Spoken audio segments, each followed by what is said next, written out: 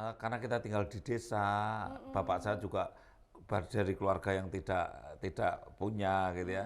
Jadi yang bisa kuliah cuma saya. Oh, Sapi. Jadi saya ngurus sapi, ngurus kambing, ngurus ayam, ayam, sekolah gitu. sekolah. Ya sambil Jadi penguat Bapak waktu iya, Bapak sedang pantaskanlah dirimu, maka pantaskanlah lihatlah hasilnya. Oh, Seperti itu. pantaskanlah Dirimu dirimu dan maka lihatlah dan hasilnya. lihatlah hasilnya. Jadi kalau Anda itu bisa memantaskan diri, biasanya hasilnya bagus. Gitu. Bayi lahir, begitu lahir perdarahan tidak bisa dihentikan karena rahimnya nggak bisa kontraksi. Gitu. Saya menghadapi seperti itu kan juga beberapa kali. Iya. Ya, ada yang selamat, ada yang tidak selamat. Ya, bagi saya kenangan yang paling tidak bisa dilupakan peristiwa-peristiwa seperti itu. Iya. Saya pernah melahirkan terus perdarahan luar biasa, saya larikan ke kamar operasi, dokter yang bius belum datang, tapi ini. Selamat datang di podcast UTDI. Assalamualaikum warahmatullahi wabarakatuh. Selamat datang di podcast UTDI. Dan pada episode kita kali ini, kita kedatangan tamu yang sangat istimewa. Kita kedatangan tamu Bapak Dr. Haji Hasto Wardoyo SPOG. Selamat sore Bapak. Ya, selamat sore. Assalamualaikum. Di UTDI, Waalaikumsalam Bapak. Ya, terima kasih sekali Pak sudah hadir. Bu Siska. Iya, terima kasih sekali Pak sudah hadir di UTDI. Ini mungkin membawa kenangan lama gitu ya Pak ya.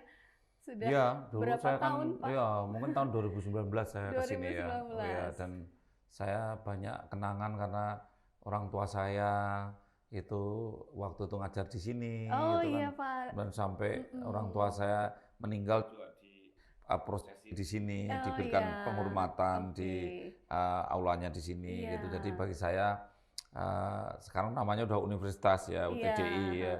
Bagi saya UTDI ini ada di hati lah. Gitu. Iya, terima kasih Pak. Jadi almarhum Bapak Pak Prayoto, Bapak Prayoto ya, itu pernah menjadi dosen dan juga menjadi ketua ya Pak. Iya, Karena waktu itu istilahnya belum ketua. Universitas. Iya, Ya, belum universitas. belum universitas. Dan sekarang sudah jadi universitas. Gitu Ya, ya, sekarang Pak, udah universitas, sekarang udah rektor pimpinannya. Iya, pimpinannya sudah rektor. Iya Pak, ini kalau menurut Bapak UTDI itu kan membawa tagline-nya itu digital, global, dan integrity gitu ya Pak.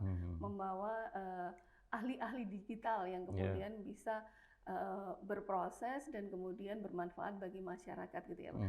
Karena ada universitas, maka kami juga punya Fakultas Manajemen dan Bisnis Pak. Jadi kita juga ada jurusannya bisnis digital dan juga manajemen retail. Nah, menurut Bapak nih Pak, kalau untuk masa sekarang ini dengan era yang globalisasi, kemudian banyak digitalisasi gitu, mungkin menurut Bapak keberadaan UTDI itu bagaimana Pak?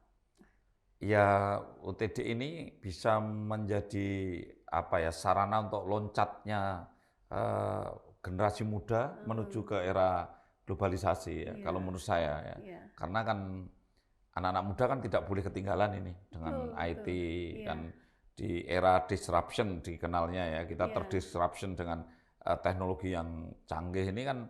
Kalau misalkan terus anak-anak mudanya tidak mengikuti, tidak bisa mengakses global, itu maka kita akan ketinggalannya cepat juga. Iya, kalau tidak bisa beradaptasi. Ya, kalau tidak bisa beradaptasi. Makanya UTDI saya kira sebagai sarana bagi generasi muda, remaja untuk loncat menuju global. Biar nggak gaptek ya Pak ya? Tidak gaptek dan menuju global. Tapi jangan lupa, kita ini juga sebagai orang tua ya pingin loh anak-anak muda ini, remaja-remaja ini banyak mahasiswa di sini ya. Ini Mas apa ini namanya Mas? Mas Herdian. Mas Herdian, misalkan Mas Herdian, Mas Wada, ini Mas Theo ini.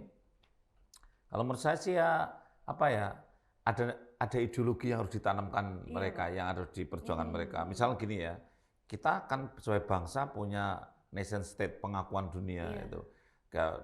Nation state, pengakuan dunia itu tidak hanya sebagai karena merdeka di bidang politik ya, tetapi kan kita juga bisa mandiri dalam bidang ekonomi. Sehingga kita punya produk, punya kekayaan yang harus bisa menambah nilai bagi bangsa. Tapi melalui teknologi yang terkini dengan kita melalui teknologi kemudian kita menuju global gitu, maka bangsa kita ini mudah untuk diakui oleh dunia gitu. Betul, Iya, ya. harusnya kan begitu. Iya. Sehingga anak-anak muda harus punya jiwa korsa yang tinggi juga untuk aku juga punya ideologi loh. Aku ingin membawa bangsaku itu menjadi bangsa yang dikenal wow gitu. Iya, global ya Pak ya. Global dan positif kan Iya, gitu. betul. Nah, inilah yang kita harapkan kalau menurut saya. Harapan saya lah, UTDI kan menjadi leading di situ jadinya. Karena dulu awalnya yang pertama itu UTDI itu kan dulu Akakom ya Pak ya. Ya, jadi dulu Akakom. yang pertama dan utama gitu ya. Iya. Jadi waktu itu mungkin Pak Prayoto almarhum sebagai ketuanya gitu ya juga turut andil Pak dalam perkembangan UTDI gitu ya Pak ya.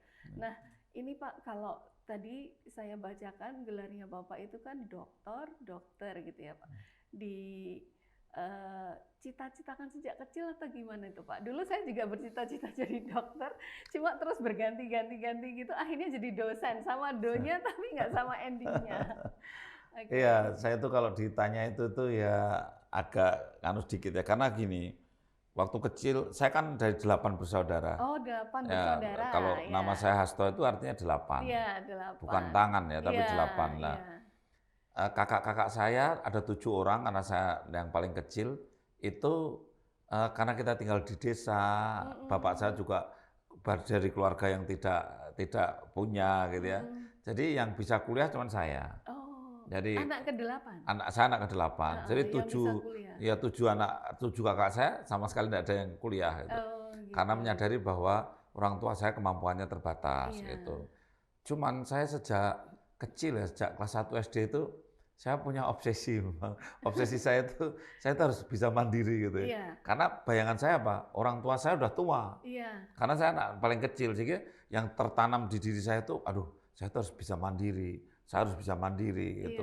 Itu kecil saya udah ditanamkan, saya menanamkan diri pada diri saya sendiri. Menanamkan keyakinan bahwa saya itu harus mandiri. Jadi makanya bungsu nggak manja ya Pak ya? Sama sekali tidak manja. Sama sekali ya. tidak manja. Saya pernah ketika bapak saya pergi pindah kerja ya, kan bapak saya itu penjaga hutan gitu. Bapak saya dari sana tepi Waduk Sremo sana, di Kulon Progo sana, itu di tengah hutan, waktu itu belum ada jalan ya, masih jalan kaki ya. Itu bapak saya dipindah sama pemerintah, dipindah ke Gunung Kidul. Saya nggak ikut. Kenapa saya nggak ikut? Karena saya sangat cinta dengan kambing-kambing saya. Karena saya pengembala kambing di atas gunung itu. Gitu. Jadi saya bela-belain. Saya lebih baik saya ngurus kambing dan saya punya aset daripada saya ikut ibu bapak saya ke Gunung Kidul. Padahal tinggal dengan siapa?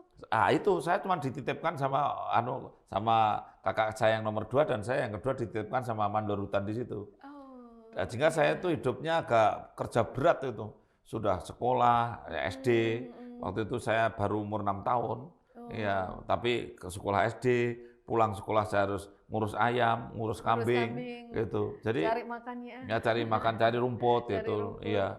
Tapi dalam benak saya itu selalu terdengung saya harus mandiri, harus mandiri. Sehingga waktu kelas 3 SD saya beli kambing, kelas 1 sampai kelas 3 belum punya kambing. Kelas 3 ayam saya jual. Saya gengsi, nggak mau minta uang sama orang tua, meskipun baru kelas 3 SD loh. Saya harus bisa mandiri ini. Caranya gimana? Saya jual ayam saya. Gitu. Saya jual ayam saya belikan kambing. Iya, jadi saya akhirnya sejak kelas 3 SD saya pelihara kambing. Sampai kelas 2 SMP kambing saya 18. Itu berdikari betul loh saya. Dan prihatin sekali saya. Karena apa? Jalan kaki kalau ke sekolah itu 4 kilo. Tapi PP 8 kilo. Pulang masih harus mencari makan kambing. Ya, bisa dibayangkan loh. Ya, artinya apa ya? Dan kalau Pak, kalau nggak salah, kuliah di kedokteran itu kan mahal ya Pak ya? Oh iya, memang mahal. Ada pertanyaan itu jual berapa kambing Pak untuk kuliah itu Pak? Jadi waktu itu gini, saya kan waktu SMA ya, saya SMA masih pulang melihara kambing. Nah kemudian saya di SMA gini, wah saya ini harus bisa diterima di perguruan tinggi tanpa tes. Nah, pikiran saya begitu. Sehingga waktu itu yang menerima tanpa tes itu IPB. Saya itu nggak pinter-pinter amat.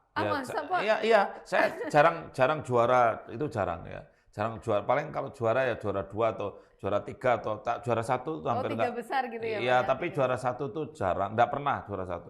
Tapi pikiran saya gini, waduh ini bapak saya udah tua, udah pensiun, saya pengen cari kuliah yang cepat dan ada beasiswa dan tanpa tes. Nah, saya belajar keras. Saya sambil ngembala kambing tuh saya bawa buku.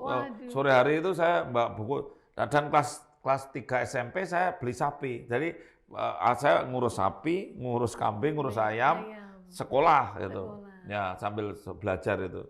Nah, alhamdulillah saya lulus SMA itu saya diterima di IPB tanpa tes. IPB. Ya, IPB. Jurusan? Belum jurusan. Waktu itu kan masih matrikulasi. Tahun pertama kan belum ada penjurusan. Ya.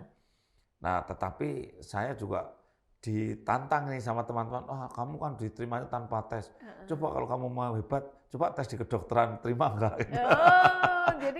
Jadi orang challenge-nya, kamu tuh belum tentu diterima loh kalau ikut kalau tes beneran. Belum tentu loh kalau kamu nggak usah gaya. Saya sebagai anak muda loh, aku itu diterima tanpa tes, itu kan nilainya bagus loh. Iya. Terus saya bolos dari PB, saya bolos untuk tes gitu. Bolos tes saya, ternyata diterima saya di kedokteran UGM tuh. Jadi tapi kedokterannya karena ditantang itu, Pak? Iya, saya senang juga sih kalau jadi dokter, tapi waktu itu kurang pede karena mahal dan sebagainya. Tapi setelah itu ya udahlah, saya bismillah lah, saya pindah dari PB. Ini prihatin betul nanti kalau diterima di kedokteran itu. Nah, betul, saya diterima dokteran, saya pindah dari PB ke dokteran. Nah, baru ya mungkin di kedokteran baru semester 3 sudah habis tuh, sapi habis, kambing habis. Kambing tetangga pun ikut habis itu ya. Gitu ya, Pak, ya. Jadi investasinya tergerus gitu ya. Sudah lah, sudah habis. Sampai semester 3 habis ya. Sehingga saya semester 3 sudah nggak mampu kos. Saya nggak mampu bayar kos apa enggak. Sehingga saya kelas semester 3 di kedokteran itu saya harus tinggal di tempat toko besi. Saya ada saudara jauh yang dari Kulon Progo sana punya toko besi di Jalan Magelang itu. Saya tinggal bersama supir yang tukang angkut besi, toko besi itu angkut material lah. Nah, di situ kan enggak bayar. Nah, jadi saya tidur sama tukang-tukang angkut material, angkut itu di belakang itu di gudang, enggak bayar. Nah, saya boleh tidur di situ. Nah, akhirnya saya tidur di situ. Saya mulai semester 3 sampai lulus. Saya tidur bersama tukang angkut batu, tukang angkut semen gitu, nggak bayar. Nah, kalau malam hari sih ya dia supir-supir tidur di samping saya belajar di situ. Gitu ya, jadi Pak. itu dulu belajarnya masih pakai buku gitu ya, Pak ya? Belum ada komputer. Ya, belum ada komputer ya. Komputer pakai DOS itu sudah pakai masih DOS itu. Pakai floppy disk gitu ya, Pak ya? Itu semester berapa ada DOS itu. Mungkin semester 7 udah baru mengenal DOS itu. Itu ya dulu. Jadi memang daya ingatnya itu kuat sekali karena memang dari buku ya orang baca. Guru saya aja ngajar anatomi itu kan menggambar dia. Gambar, ngajari anatomi kedokteran tuh dia gambar tangan, terus ini sarafnya itu kan elok betul itu. Profesor-profesor kita itu bisa ngajar dengan gambar di papan tulis loh gambarnya loh. Berarti belum ada. Lain enggak ada, itu kan waduh. Ini berarti original intelligence. Iya, original intelligence. Dan ada skill lah, ada skill yang bagus. Itu waktu pas Bapak tidur harus dengan tukang-tukang, pernah nggak Pak merasa itu menjadi titik terendah gitu Pak, kayak ngelokro, kemudian putus asa, pernah nggak? Nggak pernah, saya nggak pernah ngelokro saya. Karena apa? Bagi saya cita-cita saya waktu itu jadi dokter kan. Jadi saya ya memang physically saya menderita, tapi saya waktu itu saya berorganisasi juga. Saya ketua senat loh, diam-diam saya waktu itu. Saya ketua senat, ketua 1 senat FKUGM tahun 85 sampai 87. Jadi saya tetap meskipun saya orang desa, saya miskin ya, saya tetap bergaul. Senat yang itu ya, BEM itu ya Pak ya? Nah, dulu ada BEM, ada senat, dulu ada BPM, ada senat. Ikut demo nggak Pak? Waktu itu ada demo-demo gitu nggak Pak? Ya ada demo-demo tapi saya nggak ikut demo. Nggak ikut demo. Termasuk mahasiswa yang baik saya. Iya, mahasiswa yang baik.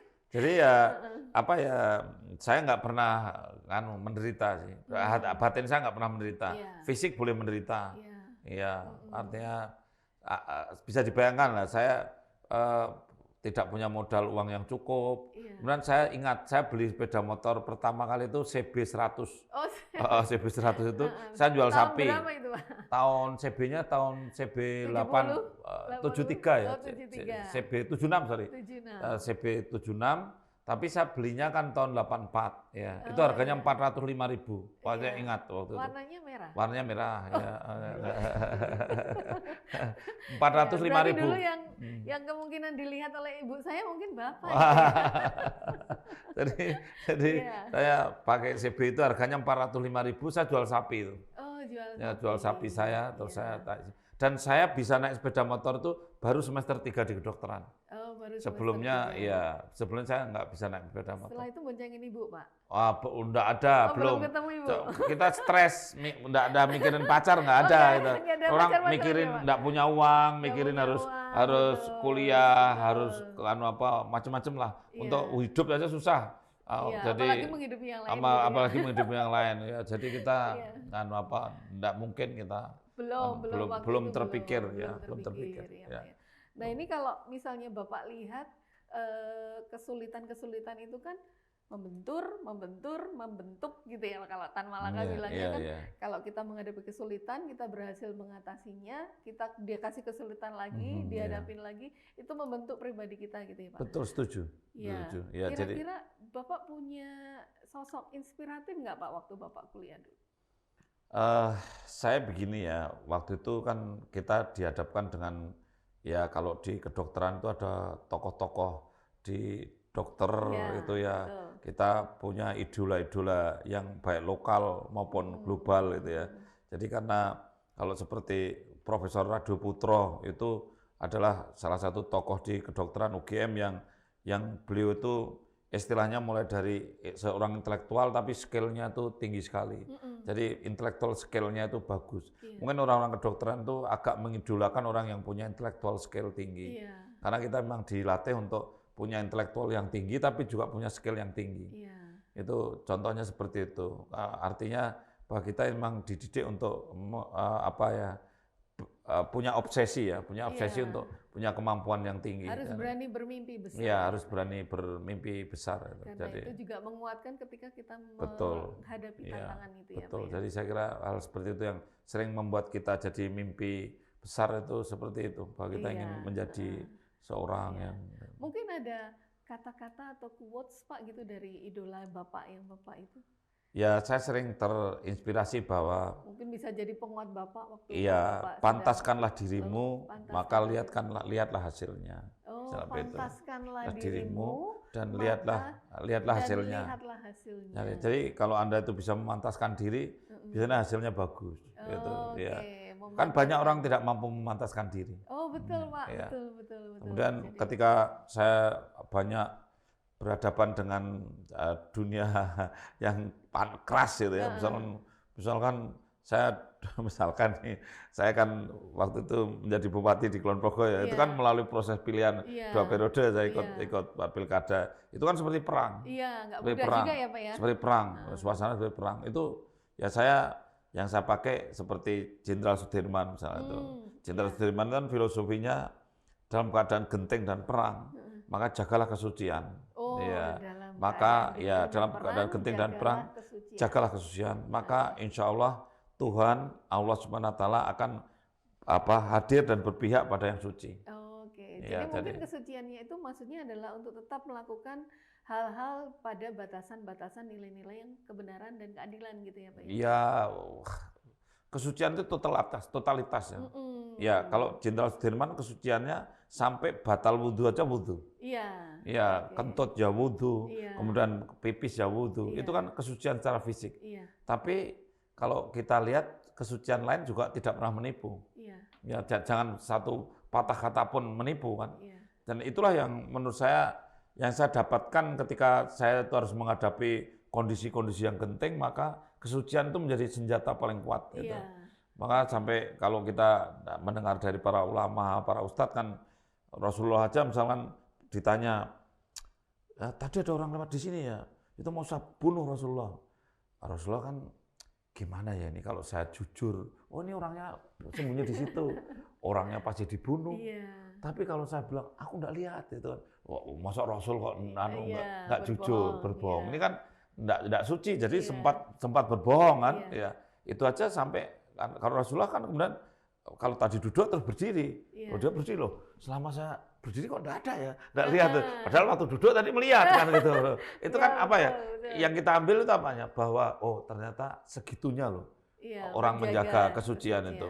Iya. Ya, menurut saya kesucian itu kita terjemahkan begitu. Oh, Sepatah oke. kata pun tidak boleh bohong. Tidak boleh bohong. Iya gitu kan. Iya. Artinya kan ya itu Integritas gitu ya, Pak. iya integritas itu. Dan Iya. itu kan tadi kalau kita terbentur itu akhirnya terbentuk gitu kan Iya. gitu. Tanpa laka kan Iya, gitu ya. betul. Nah, ya inilah kami yang terbentur-bentur itu Iya. akhirnya terbentuk kan gitu. Terbentuk, iya. Ya, ketika saya ditanya misalkan pekerjaan apa yang paling lama kamu bekerja? Hari ini saya itu menjadi dokter puskesmas 5 tahun, Iya. cuman 5 tahun. Iya. Hari ini saya pernah jadi bupati 7 tahun, Iya. cuman 7 tahun. Iya. Hari ini terakhir kemarin saya jadi kepala BKBN RI 5 Iya, tahun, betul, kan cuma 5 tahun. Iya. Tapi saya itu jadi pengembala kambing 12 tahun. Oh. Jadi Oke, rupanya iya. saya terbentur di dalam pengembala kambing ini Iya. ya saya menjadi bisa kalau suruh sabar saya bisa Oh gitu. iya, betul. Karena Telaten gitu ya. suruh Oke. ya tekun saya agak Tekun. bisa. Karena apa? Mengendalikan kambing itu sulit loh. Oh, Iya, ya kalau kalau orang belum pernah menghayati bagaimana mengatur binatang yang susah dikendalikan, rasanya nggak ingin menghayati, oh ya toh pernah melihara kambing. Tapi sebetulnya itu satu yang dalam banget itu, Iya. melebihi kuliah berapa semester gitu. Berapa SKS ya, Pak ya? itu Iya. karena apa? Di situ ada kesabaran, ada Iya. ketekunan gitu. Oke. Ya, jadi Dan waktu itu Bapak memulai ketika usia masih sangat 6 tahun, belia ya? 6 tahun, ya 6 Heeh. tahun. Kok ya. bisa kepikiran sih Pak, aku mau melihara kambing aja, aku mau melihara ayam? Ya lingkungan yang membentuk Oh, saya. lingkungan. Lingkungan ketika tinggal di hutan, kemudian apa yang bisa kita lakukan di hutan Iya, itu kan survival ya gitu iya yang paling nyambung kan juga ternak Iya. ya karena tinggal di hutan, kemudian Oke. pelihara ternak itu mudah. Iya. Ya itu ya lingkungan sih yang membuat ya. Lingkungan. Saya kira lingkungan buat. Ya. Kalau misalnya ini Pak, dalam memelihara kambing itu juga ada tantangan, terutama kesabaran ya Pak. Ya. Terus kemudian ada kerja keras. Kalau yang Bapak kemarin menjadi seorang dokter, kira-kira Pak, tantangan apa yang paling besar yang Bapak pernah hadapi berhubungan dengan nyawa manusia? Ya, karena kita itu dokter kebidanan ya. Dokter Iya. kebidanan kita pasti ada nyerempet-nyerempet bahaya Iya. ya. Karena kita urusannya dengan kehidupan, hidup mati. Iya. Ketika orang melahirkan ya pasti perdarahan ada Iya. ya. Jadi kan berkali-kali kita istilah kita near miss ya. Jadi Iya. dekat dengan miss ya. Dengan Near miss. Misalnya pasien bayi lahir, begitu lahir perdarahan tidak bisa dihentikan Iya. karena rahimnya nggak bisa kontraksi Iya. gitu. Saya menghadapi seperti itu kan juga beberapa kali. Iya. Ya, ada yang selamat, ada yang tidak selamat. Ya, bagi saya kenangan yang paling tidak bisa dilupakan peristiwa-peristiwa seperti itu. Iya. Saya pernah melahirkan terus perdarahan luar biasa, saya larikan ke kamar operasi, dokter yang bius belum datang tapi ini pasien sudah shock. Ketika pasien shock ya terpaksa, kan pasien udah nggak sadar. Untuk mempercepat tindakan ya saya buka aja dengan bius seadanya. Itu kondisi-kondisi yang genting. Iya. Ya, kemudian kita mengiris dalam keadaan yang pasien sudah nggak sadar. Iya. Ini paling apa ya? Kita paling genting lah. Iya. Kita mengiris perut orang, belah perut orang dalam keadaan pasien memang shock. Iya. Bukan karena terbius tapi karena pasiennya shock. Kondisinya, Kondisi shock. ya. Ini kondisi-kondisi yang genting dan memang kondisi genting ini banyak dialami dokter kebidanan ya. Iya, betul. Karena semua peristiwa unpredictable.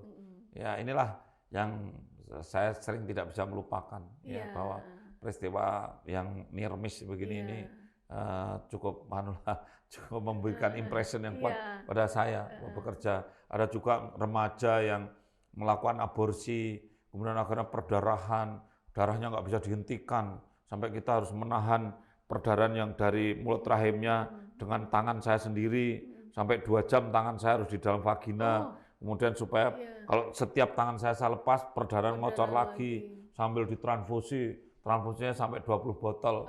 Nah, itu kan peristiwa-peristiwa bagi saya, itu peristiwa-peristiwa genting yang tidak bisa saya lupakan. Iya. Ya. Hanya itu dalam rangka menyelamatkan Menyelamatkan nyawa nyawa. ibu dan Iya. juga bayi. Iya, Ya. betul. Berarti Bapak adalah pahlawan ya Pak. Oh ya jauh lah kalau dari pahlawan. Karena Ya, sudah saving lives gitu. Jadi ya, karena memang di situ ada perjuangan Pak di kondisi yang tidak mudah gitu. Yang ya. paling dinikmati untuk menjadi seorang dokter kebidanan dengan perjalanan karir Bapak yang sudah panjang di kepala rumah sakit, kemudian Belum pernah jadi kepala rumah sakit. puskesmas ya Pak? Dulu pernah jadi dokter puskesmas. Waktu dokter lulus, puskesmas. begitu lulus kan jadi dokter kepala puskesmas. Kepala puskesmas gitu. Mungkin juga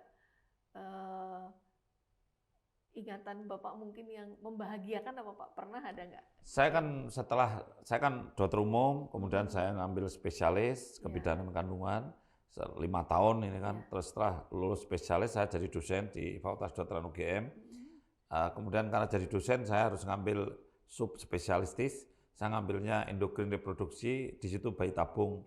Sehingga kalau saya di dalam dunia kedokteran yang paling saya merasa bahagia, puas, indah ya ketika saya pertama kali saya ngerjakan bayi tabung dan berhasil. Iya, jadi ya kan itu ya ketika gitu. Ya saya belajar ke Singapura, belajar tentang bagaimana menghandle oosit itu telur dengan nanoteknologi yang ada gitu. Kemudian kita harus mengenali unsur-unsur mikro yang ada di dalam oosit itu sendiri. Kemudian setelah itu kita belajar hormon di Austria waktu itu. Itu setelah kita browsing ilmu terus ujian sebagai konsultan endokrin dan bayi tabung, lulus ujian. Setelah itu kan kita sudah punya sertifikat untuk mengerjakan bayi tabung.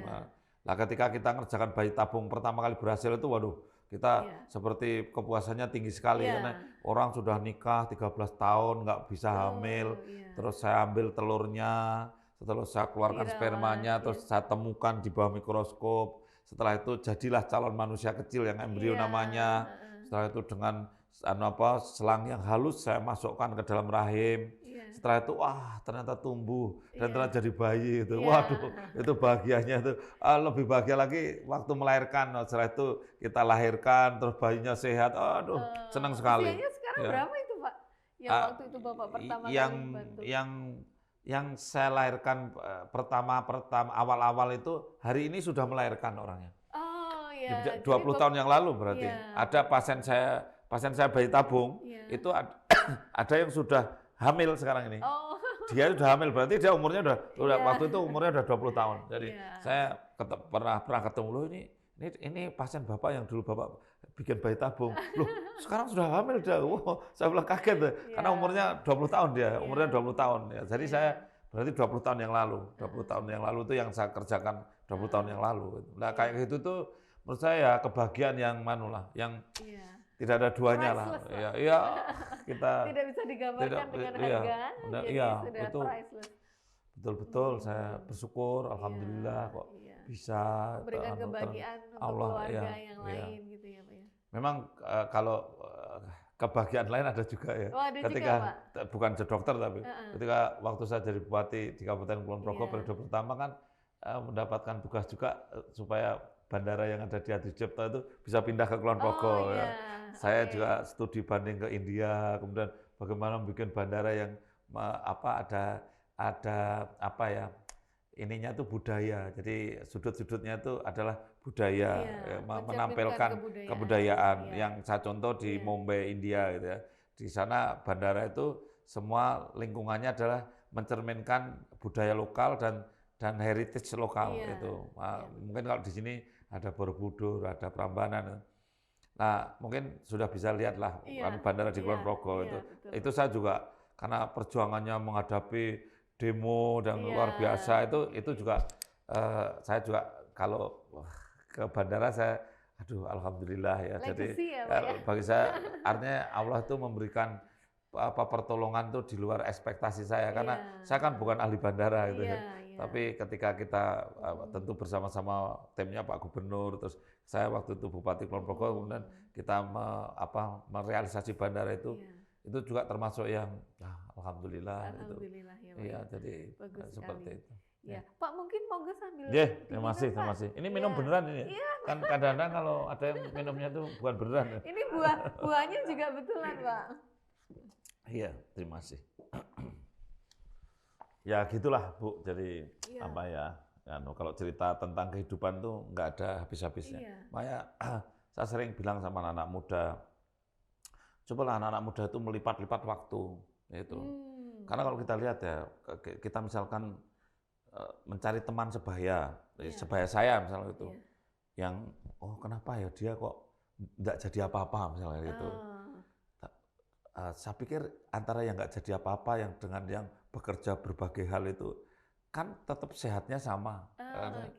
Nah, kenapa dia tidak menghasilkan apa-apa? Karena dia waktunya dijalani hanya normatif aja, tidak dilipat-lipat gitu.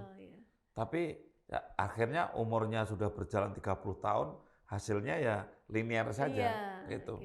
Tapi kalau kita mau melipat lumayan gitu. Ya, mungkin bisa dibayangkan saya sekolah di kedokteran itu 19,5 tahun ya. Artinya totalnya mulai sekolah kedokter umum 6,5 tahun. Kemudian wajib impres itu dokter di puskesmas itu 5 tahun wajib itu. Berarti udah 11,5 tahun. Baru saya ngambil spesialis 5 tahun lagi. Itu sudah 11 tahun tambah 5 tahun udah 16,5 tahun. Setelah itu karena saya sebagai dosen ngambil SP2 subspesialis jadi 3 tahun. Jadi 19,5 tahun ya. Artinya saya yang menghabiskan waktu saya 19,5 tahun sekolah di kedokteran, saya masih bisa punya cerita saya mengembala kambing 12 tahun. Ya. Saya masih bisa cerita saya jadi bupati 7 tahun. Dan artinya kan saya doubling time, ya mendobelkan waktu lah maksud saya. Ya. Jadi saya lipat-lipat lah waktu itu. Gitu. Jadi saya sering berharap pada anak-anak muda itu lipatlah waktu. Jangan hanya misal kuliah aja. Kupu-kupu jangan kupu-kupu ya. Iya, jangan kupu-kupu. kuliah pulang ya. Jadi kalau bisa gitu ya. ada aktivitas lain yang membuat akhirnya menjadi sukses story-nya itu bisa lebih cepat itu dan juga menambah keterampilan itu harapan saya sebenarnya. Kenapa Bapak tertariknya ke bayi tabung Pak untuk mengambil itu? Gini ya, saya sejak kecil itu refleks saya itu mengambil yang sulit. Saya tidak tahu. Tantangan gitu. Iya, saya itu suka menghadapi tantangan. Jadi waktu kelas 1 SD mau ikut orang tua nyaman atau sendiri tinggal di hutan pelihara kambing. Pilihan saya apa? Sendiri di hutan pelihara kambing. Ini sulit. Waktu saya SMP mau jalan kaki 4 kilo atau mau tinggal ikut saudara saya yang rumahnya di depan SMP. Orang rumah dinas orang tua. Saya milih yang jalan kaki 4 kilo.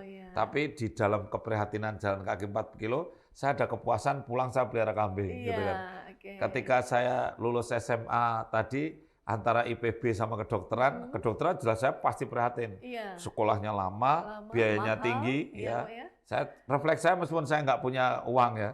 Refleks saya milih yang pahit, ngambil kedokteran itu. Itu pilihan yang pahit. Terus setelah saya lulus dokter, kan pilihannya mau kerja jadi dokter puskesmas di Jawa atau di daerah terpencil. Ya pilihan saya terpencil. Ya pilihan saya terpencil. Dan saya 5 tahun betul-betul ditaruh di pelosok yang di Kute, Kartanegara di hulu Sungai Mahakam, yang belum pernah ada dokternya. Dan daerah itu tidak ada listrik, tidak ada air, jadi air bersih tidak ada. Jadi betul-betul saya hidup di pelosok yang super pelosok itu 5 tahun.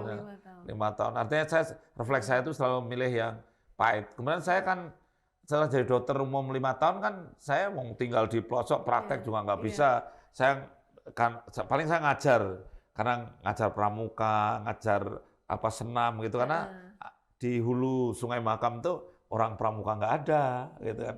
Nah, saya ngajar di sana sambil jadi dokter. Saya kemudian mau ngambil spesialis ya. Waktu itu spesialis yang agak ditakutkan itu kebidanan karena dianggap mahal. Mahal dan ngeri gitu. Mungkin berisiko juga ya. Berisiko juga lah. Saya tetap ngambil yang sulit. Ya udah saya ambil kebidanan itu. Meskipun nggak punya uang gitu. Nggak punya uang tapi setelah berhasil kebidanan ada tantangan baru. Lulus kebidanan kan ditawari mau jadi dosen atau tidak. Kalau tidak jadi dosen memang cepat kaya karena kalau nggak jadi dosen kan bisa dikontrak dengan rumah sakit ya kalau cuma cari 60 juta sebulan waktu itu tahun 2000 ya kecil gitu karena dokter kebidanan kan juga masih belum terlalu banyak ya. Tapi saya pilihannya yang pahit juga. Saya milih jadi dosen aja lah.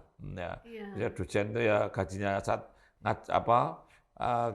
gaweane sak dus, bayare sak sen. Ngomongnya sak dus, bayare sak sen. Iya. Saya milih jadi dosen. Setelah itu karena nah, kalau bagi saya ada harapan-harapan baru. Oh iya. Iya, kalau cuma jadi dokter biasa mungkin harapannya cuma jadi orang kaya. Iya. Karena uangnya banyak itu. Mungkin harapan-harapan untuk mengembangkan ilmu enggak ada karena mungkin jadi dokter biasa pasti di daerah gitu kan. Tapi kalau saya jadi dosen di UGM kan ada harapan-harapan tinggi nih. Iya, gitu. Kan harapan banyak lah. Mungkin bisa jadi profesor gitu meskipun akhirnya jadi provokator misalnya gitu.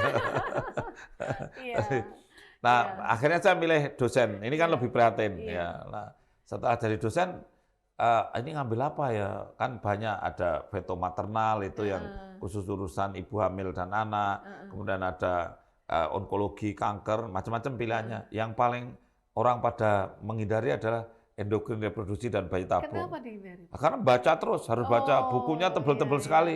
Dan ngerjakan bayi tabung kan sulit ya. Lulusnya susah dan harus kemana-mana. Waktu itu kan belum bisa ujian di Indonesia. Harus kita misalkan belajar khusus embrionya ke Singapura, khusus endokrinnya harus ke Austria. Jadi kan harus browsing kemana-mana gitu. Itu kan orang pada nggak mau lah. Saya mau yang sulit ini mau. Akhirnya saya ngambil yang sulit juga kan. Dan berhasil. Ya, alhamdulillah lah. Artinya kita ya jadi konsultan di bidang bayi tabung. Nah ini gini Pak, saya yang sangat tergelitik itu adalah ketika Bapak itu menjadi bupati di Kulon Progo ya Pak ya. Itu kalau saya lihat kan dokter sudah berkehidupan berkecukupan, sudah enak. Kenapa kemudian menjadi bupati Pak? Atau karena alasan Bapak ingin mengembangkan tanah kelahiran gitu mungkin? Iya, sebetulnya orang bertanya normatif seperti itu pertanyaannya. Itu tapi saya bilang itu pertanyaan normatif sekali. Dan seolah-olah orang itu hanya mencari uang hidupnya itu ya. Jadi itu kan pertanyaan itu normatif, makanya kan normatif itu. Itu kan pertanyaan normatif ya. Namanya normatif ya pada umumnya kan. Iya, jadi itu kan pertanyaan pada umumnya gitu. Nah, padahal ya kita ini sebetulnya ketika jadi dokter itu menghayati pelayanan gitu ya, melayani services ya. Pelayanan yang dilayani adalah manusia gitu. Sehingga ketika kita itu sudah terbentuk di dalam pelayanan terhadap langsung kepada kehidupan manusia dan langsung kepada masalah kemanusiaannya, maka jiwa-jiwa kita itu ya terbentuknya di situ, bahwa kita itu menjadi jiwa pelayan manusia gitu. Cuman saya itu kalau ditanya kenapa pengen jadi bupati, sama sekali nggak ada cita-cita jadi bupati. Gitu ya. Saya waktu itu posisi sebagai ketua program studi pendidikan dokter spesialis kebidanan kandungan. Waktu tahun 2011 itu. Cita-cita saya tentu profesor lah, cita-cita gitu. Nah, yang linear dengan itu. Cuman di tengah-tengah begitu, saya ada peristiwa ya di Kulon Progo, peristiwa pilihan kepala daerah yang kemudian orang pada mendesak saya untuk pulang ke Kulon Progo. Saya tuh kan udah sampai 3 bulan menimang-nimang itu menolak itu. Tapi terakhir itu memang saya nggak sampai hati menolak ketika kemudian situasinya itu memang butuh sekali ya untuk inovasi, untuk terobosan itu. Nah setelah itu saya dalam hati saya, waduh ini yang kesekian kalinya saya itu harus memutuskan antara yang enak dan yang pahit. Dan ternyata roadmap saya sejak dulu memilih yang enak, yang pahit, yang enak, selalu milih yang tidak yang enak, yang pahit. Yang penuh tantangan gitu. Jatuh lagi lah ini kepada pilihan yang saya harus milih yang pahit. Untuk maju bupati di Kulon Progo. Pilihan yang super pahit ini dibandingkan saya. Yang ingin dibenahi dari Kulon Progo waktu itu apa, Pak? Kalau karena saya itu bukan ingin dulu terus baru maju. Saya itu kan didorong dulu, digembleng-gembleng, baru saya mempertimbangkan. Tapi setelah saya mempelajari Kulon Progo ya, yang ingin saya perbaiki adalah ekonomi. Ekonomi. Jadi kenapa? Saya kan merasakan tinggal di Kulon Progo sejak kecil, sampai saya jadi dokter spesialis kebidanan, sampai saya ngajar dan di kebidanan. Saya merasakan bahwa Kulon Progo tidak ada perubahan yang signifikan itu. Sehingga pikiran saya ini ekonomi harus dibenahi. Ekonomi harus dibenahi gitu. Jadi bagaimana membenahi ekonomi. Pikiran saya itu yang pertama kali. Iya. Dan memang di benak saya ekonominya yang harus digambangkan adalah ekonomi kerakyatan. Meskipun saya bukan sarjana ekonomi, tapi benak pikiran saya itu kalau uang itu banyak beredar di suatu wilayah, ini wilayah itu jadi sejahtera. Iya. Gitu. Tapi kalau di wilayah itu tidak ada uang, ya bagaimana bisa sejahtera? Pikiran saya sebagai dokter itu. Sehingga saya harus menciptakan situasi supaya tidak capital flight. Iya. Supaya uang itu tidak keluar terus. Keluar, ya. Nah, Kembali lagi ya, ke masyarakatnya. Kembali ke masyarakat. Ya, sehingga pikiran saya itu, sehingga saya mengadakan gerakan bela dan beli produk sendiri. Bela sehingga dan beli Kulon Progo. sendiri. Iya, akhirnya saya bela dan beli Kulon Progo. Itu ada maknanya membela dan membeli produk sendiri. Iya, mulai dari beras. Ngeberas, batik, kemudian air pun bikin sendiri kan. Iya, Apalagi ada coklat, kita juga bikin sendiri, coklat pegagan, ya gula semut. Nah, saya pikir sandang pangan papan itu kita harus berdikari. Iya. Jadi berdikari dalam bidang ekonomi itu suatu keniscayaan yang harus kita lakukan. Dan saya merasa bahwa masyarakat itu boros. Jadi anak-anak muda ini boros ini, kadang-kadang dia tuh durung pecos keselak besus ya mampus. Betul. Lah ini enggak ya, kan anak-anak iya. Oke, perlu dijelaskan apa maksudnya Pak itu Pak. Belum ini anak-anak ini kan belum berprestasi, belum tapi berprestasi. sudah ingin prestis ya kan. Wong baru punya honor sidir tuku sepatu sing larang gitu. Itu kan terus sepatunya impor, udahlah lele tuku sepatu Cibaduyut ora apa-apa kan. Tapi kan itu kan contoh bahwa dia ini tuh urung pecus keselak besus, mampus. Mampus ya, belum mempunyai kemampuan, tapi sudah belum berprestasi, sudah ingin prestis. Keinginannya sudah. Iya, besok dia ini kalau dapat SK honor langsung kredit motor. SK-nya digadek gitu. Lah itu kan mampus itu. Iya, saya tuh loh Mbak, saya itu sejak tahun 2003 saya bertobat tidak membeli motor baru, mobil baru. Karena apa? Biar nggak capital flight. Iya. Biar uang itu tidak lari keluar. Iya. Ingat bangsa kita itu masih bangsa yang menengah ke bawah. Jadi uang itu jangan ditolak terus itu. Terimalah uang itu, cegahlah uang itu keluar untuk biar beredar, biar beredar di kita gitu. Sehingga daripada mohon maaf beli air bikinan negara lain, negara asing gitu. Ya kenapa nggak air putih kok nggak bikin sendiri? Wong ya punya. Wong yang ada dan punya dan bisa teknologinya bisa. Saya tanya tuh PDAM singkatannya apa? Perusahaan daerah air minum. Kamu ngawur, nggak pernah bikin air minum kamu. Saya bilang itu. Selama ini kamu cuma bikin air mandi. Kenapa nggak disingkat aja perusahaan daerah air mandi? Kenapa kamu gaya air minum? Wong air minumnya kamu minum air asing terus kok. Waktu itu direktur PDAM saya di Kulon Progo, saya berhentikan 6 bulan. Ya, kamu berhenti dulu ya. Kalau saya jadi bupati, kamu berhenti 6 bulan. Kalau kamu bisa bikin air minum sendiri, baru tak angkat lagi. Terus bisa, Pak? Bisa. Air jadilah airku itu, air Kulon Progo. Iya, airku. Ya, dan air kita. Nah, apa yang mendorong begitu adalah kemandirian dalam bidang ekonomi. Uang jangan keluar. Iya, gitu. betul, Pak. Ini agak curhat sedikit ya, Pak ya. Waktu itu saya jalan, ya. Kemudian saya lihat kok ada foto yang mirip Bapak ya di jalan itu. Kemudian ya saya lihat gelarnya Bapak, SPOG. Iya. Mencalonkan menjadi calon wali kota Yogyakarta gitu ya Pak. Nah itu kira-kira Pak, saya agak sedikit bingung gitu ya Pak ya. Masalah apa sih Pak yang kemudian ingin diatasi kalau misalnya nanti Bapak nanti itu? Ya ini sebenarnya pertanyaan sama dengan Bupati tadi. Sebetulnya kan saya tidak punya pemikiran untuk jadi Bupati. Ya, akhirnya pertanyaan normatifnya, ngopo sih Pak mau jadi Bupati gitu kan? Padahal aslinya tidak ada keinginan jadi Bupati ya, tapi didatangi di ini di itu. Nah, wali kota ini lebih-lebih ini. Saya tuh ya sedikit pun tidak terpikir itu. Jadi saya tiba-tiba ada perintah untuk mendaftar dan perintah itu mepet sekali hanya dalam waktu 2 hari sebelum pendaftaran dibuka di KPU gitu. Jadi saya nggak kepikiran sama sekali.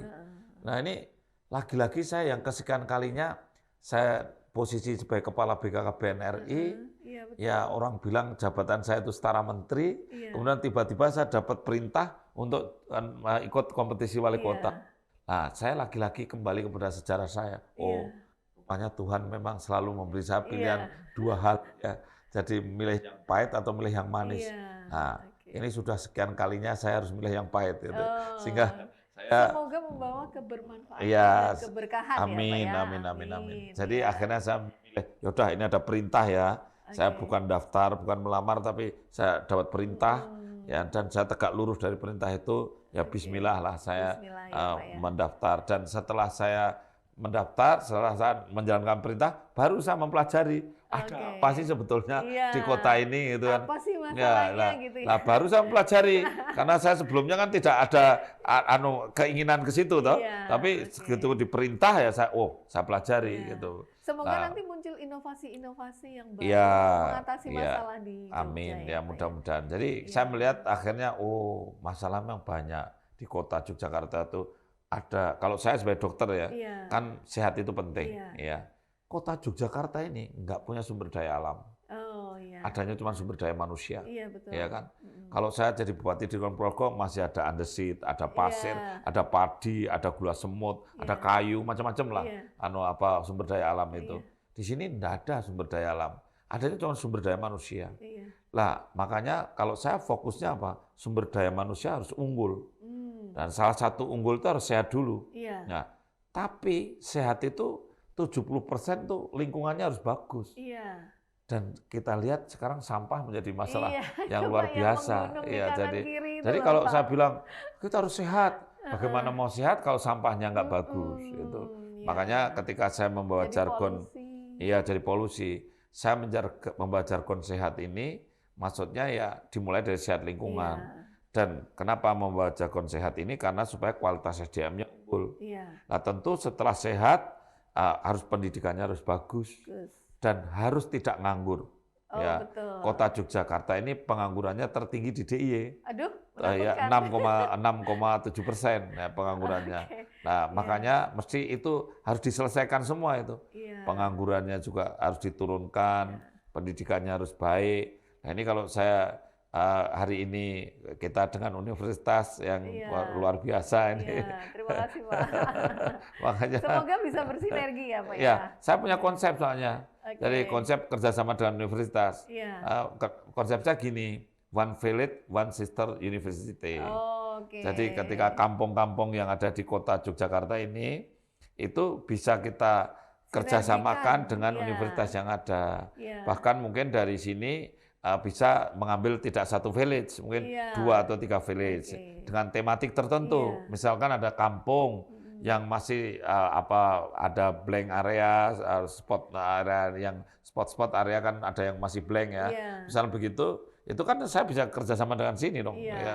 Karena di sini IT-nya dan sebagainya kan, Iya. iya. Siap. Itu contoh ya, sehingga satu saat one village, one sister university ini bisa kita wujudkan dengan tema tertentu. Iya. Nah ini menurut saya ini adalah satu hal yang bisa kita lakukan kerjasama antara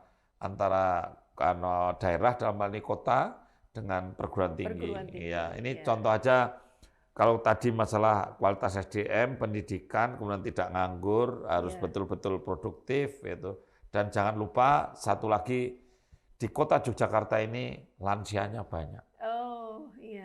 Karena tinggal di Jogja ini adalah angka harapan hidup tertinggi di Indonesia. Adem ayem Iya, ya Pak ya. iya, mungkin karena adem ayem. Jadi Iya. kalau orang Jogja itu hidupnya panjang-panjang. Iya. Tapi ibu-ibu lebih panjang daripada bapak-bapak. Oh, iya. Jadi bersyukurlah ibu umurnya bisa lebih panjang. Amin. Ini bapak-bapak, mas-mas yang gaya-gaya ini jangan gaya kamu tuh. Kalau dengan perempuan kamu kalah loh panjang umurnya. Apalagi ini sering kurang tidur loh. Ya. Oh, gitu. Katanya kurang tidur. Iya, loh. betul Pak. Iya. Heeh. Kenapa? Sampai umur berapa? Kalau yang kurang tidur saya nggak jelas itu. Iya. Karena rata-rata 73.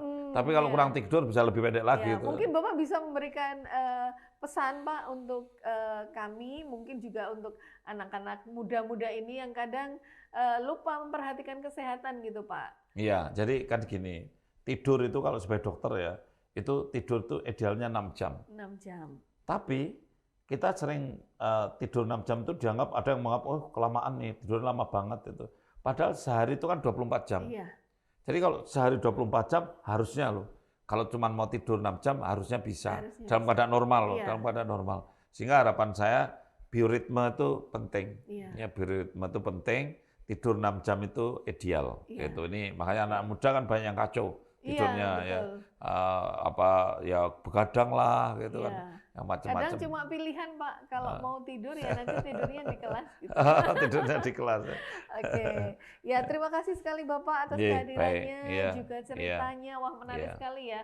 Dari memelihara kambing di usia sangat belia, kemudian berinvestasi, kemudian mempunyai tantangan-tantangan yang dipilih untuk Milih yang membentur iya, dan membentuk iya, gitu ya Pak iya, ya betul, akhirnya. iya. Dan kemudian bisa mencapai prestasi-prestasi menjadi bupati, menjadi kepala BKKBN, kemudian Dan yang paling penting saya masih tetap jadi dokter. tetap ya. jadi dokter, Iya, jadi tetap menjadi iya. pengembala. Kalau pengembala sudah enggak Sudah ya. tidak. Sekarang Tetap menjadi hutannya dokter. sudah enggak ada soalnya. Hutannya soalnya sudah enggak ada. Tapi meskipun saya jadi Iya. bupati, tetap saya seminggu 2 kali praktek. Oh, Kemarin iya. waktu saya kepala BKBN di Jakarta, saya juga seminggu sekali saya praktek. praktek. Jadi supaya tetap tidak hilang dokternya. Iya, dokternya tidak hilang. Iya. Ya. Mungkin Bapak ada kata untuk UTDI Pak, kesan-pesan? Ya, untuk UTDI dan untuk mahasiswa terutama ya bagi saya UTDI ini adalah universitas yang masa depan banget ya. Dalam Iya. arti membawa masa depan Oke. bangsa lah. Futuristik gitu. Iya, iya futuristik betul sekali. Makanya marilah adik-adik mahasiswa jangan lewatkan waktu itu harus dimanfaatkan sebaik-baiknya. Iya, betul. Itu. Kemudian- Selagi muda sebelum Iya. tua, selagi sempat sebelum sempit, Iya, selagi sehat sebelum sakit. Itu betul-betul anak muda itu harus melihat itu. Iya, kalau menurut saya. iya. Dan bagi bangsa kita sekarang ini menghadapi masa Indonesia Emas di tahun 2045 itu sebetulnya ada selagi sempat sebelum sempit itu gini. Ini pesannya singkat ya, Iya. selagi sempat sebelum sempit. Iya, Bagi anak muda ini loh. iya, Tapi uraiannya begini. Kita itu akan menghadapi aging population. iya. Sebentar lagi tahun 2035 itu populasi tua itu banyak. Oh, Anak-anak muda sekarang ini kalau tidak produktif dan tidak punya intellectual skill yang cukup, dia punya beban yang besar. oh, iya. Makanya ada istilah middle income trap. Iya, Jadi kita itu akan terjebak di dalam pendapatan ekonomi menengah ke bawah. iya. Kalau kita tidak bisa keluar dari jebakan Iya. itu sebelum tahun 2035, maka anak-anak muda kita ini akan mengalami masa-masa yang pahit. Aduh. Meskipun Jadi kau mendang-mending nanti Iya. ya. Cuma mendang sama mending aja. Jadi Oke. dia cuma bisa Indonesia emas, tapi dia cemas. Cemas. Karena oke, ya. itu berat sekali di tahun 2035. Iya. Maka perlu kita ingatkan mulai sekarang. Selagi sempat, sebelum sempit. Iya, Ya, karena nanti siap. akan menutup kesempatan itu.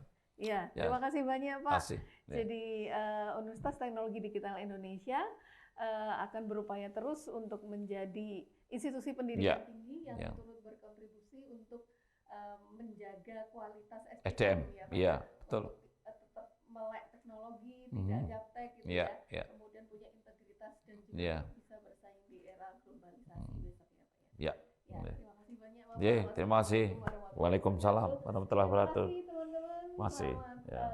menyaksikan podcast kami dan juga podcast lainnya di podcast UTDI. Wassalamualaikum warahmatullahi wabarakatuh. Waalaikumsalam. Bye bye. Terima kasih.